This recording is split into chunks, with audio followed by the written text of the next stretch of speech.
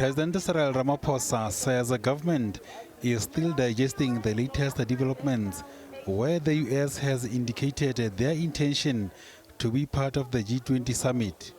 He says that the US is a member of the G20, but the president says that South Africa is looking at the logistics on how to make this possible. The United States is a member of the G20. They are the original member of the G20, so they have the right to be here. And all we will be seeking to do is to look at the various practicalities, logistical and otherwise, for them to participate. The president also says that receiving such information, even though at the 11th hour, was a positive sign. We have received notice from the United States, a notice which we are still in discussions with them over, about a change of mind about participating in one shape, form or other in the summit. So the discussions are still ongoing. This comes really at the late hour before the summit begins.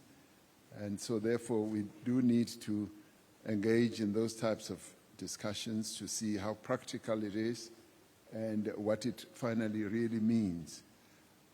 In a way, we see this as a positive sign. While meeting President Ramaphosa for bilateral negotiations, the European Commission President Ursula von der Leyen says that collaboration is key in addressing global challenges. Initial wake-up call for the European Union to diversify and to look for reliable partners, trusted partners, was when we had the energy crisis, and we all of a sudden realized our over-dependencies of fossil fuels from Russia, and Russia cut from one day to the next the supply of energy.